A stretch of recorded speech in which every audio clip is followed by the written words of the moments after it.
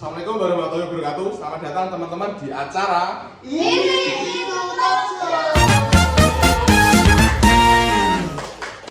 Oke guys, ini itu Talk Show episode 2 kali ini akan membahas upaya pemberantasan korupsi di Indonesia.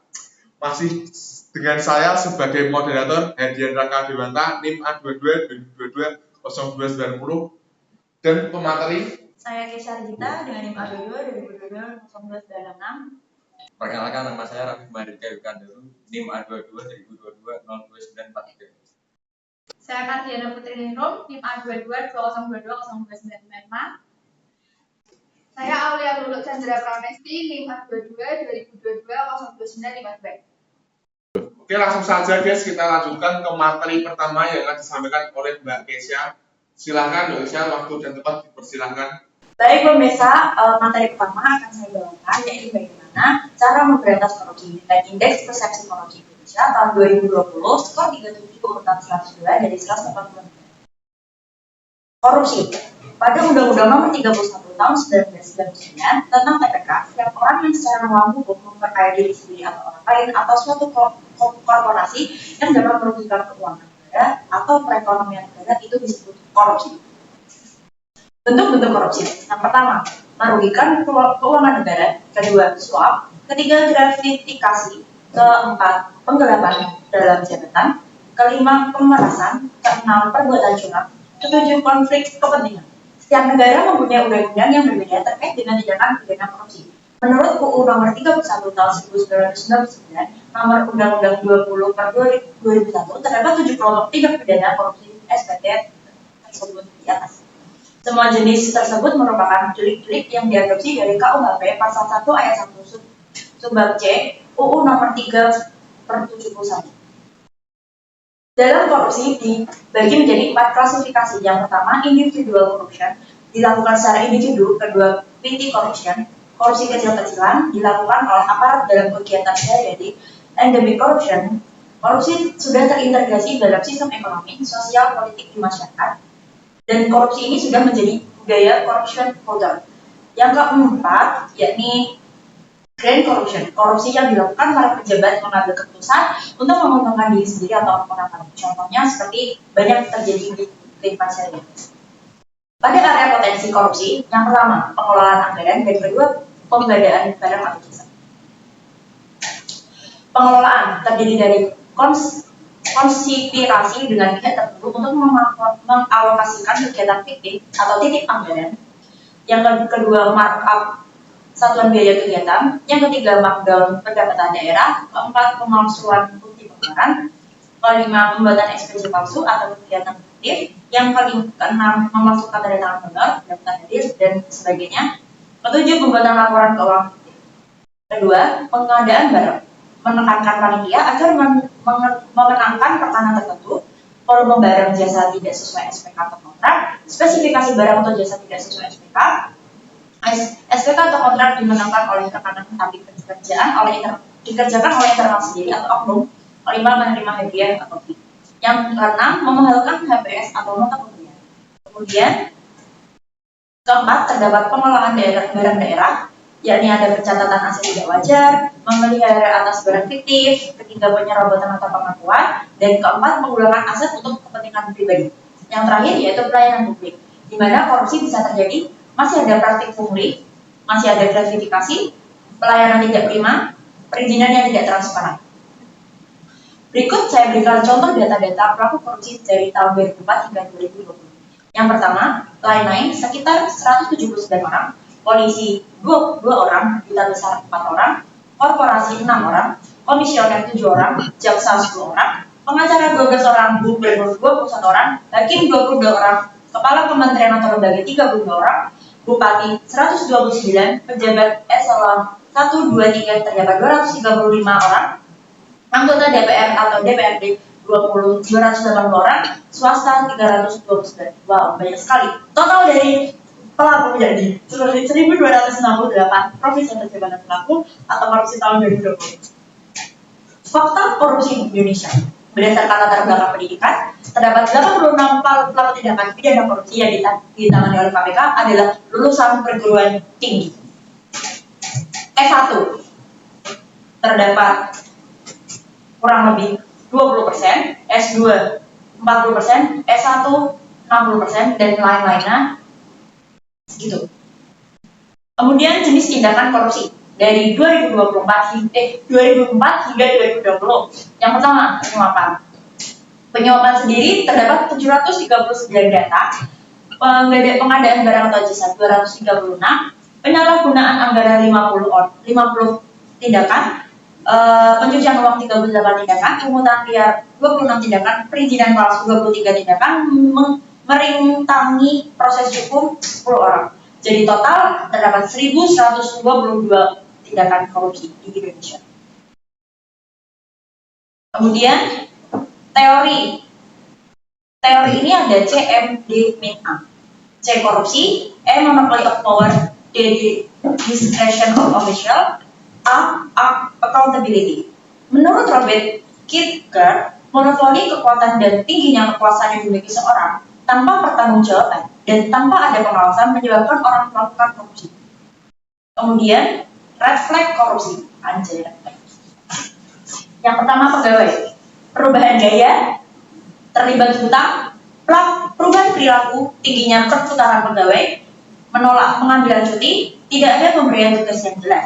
Yang manajemen enggan memberikan informasi kepada auditor, keputusan didominasi individu, lingkungan pengendalian lemah, mempunyai saldo rekening tidak wajar, transaksi besar di akhir tahun, fiktif surat anggaran. Yang terakhir, kontrak jasa konsultasi yang tidak ada hasil dan banyak dokumen hilang atau fotokopian yang tidak lengkap.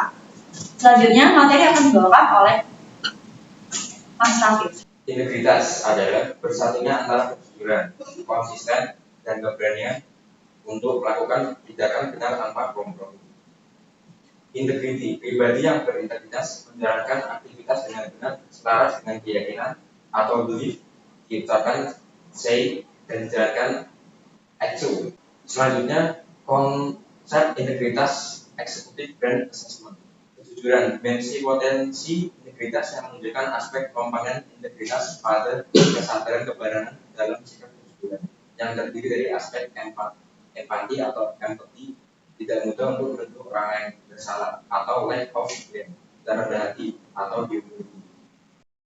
Konsistensi, dimensi potensi integritas yang menunjukkan komponen integritas pada konsistensi dalam perbuatan yang terdiri dari aspek pengendalian emosi atau emotional mastery, accountable atau accountability, dan fokus menyeluruh atau fokus on the goal. Keberanian, komponen integritas pada keberanian menegakkan kebenaran secara terbuka yang terdiri dari aspek kebenaran, courage, dan percaya diri, self-confidence, berani menyampaikan sesuatu yang benar-benar berarti sudah sesuai aturan dan baik. Selanjutnya 9 nilai integritas, yaitu 1 jujur, 2 peduli, 3 disiplin, 4 tanggung jawab, 5 mandiri, 6 kerja keras, 7 adil, 8 berani, 9 kesederhanaan. Selanjutnya pembangunan komponen integritas atau KPK RI.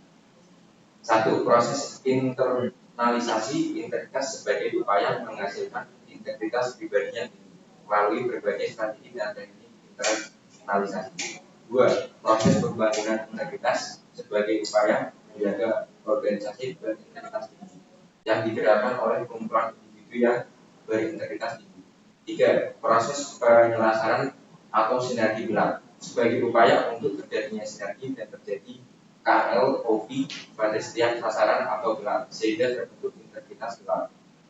4. Proses penyelesaian atau sinergi gelar sebagai upaya untuk terjadinya sinergi dari berbagai KLOP pada setiap sasaran atau gelar sehingga terbentuknya integritas gelar.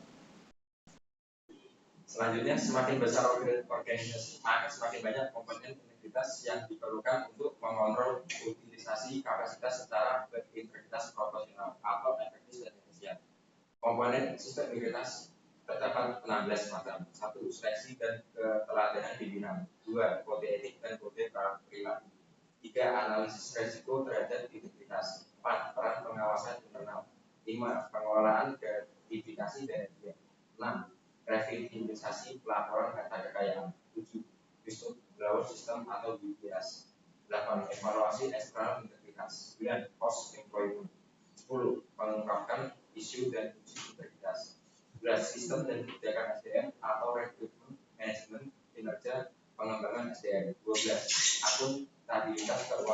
relasi kerja. 13. Pengadaan dan kontrak barang atau jasa. 14. Kehandalan SOP. 15. Keterbukaan informasi publik. 16. Pengelolaan aset.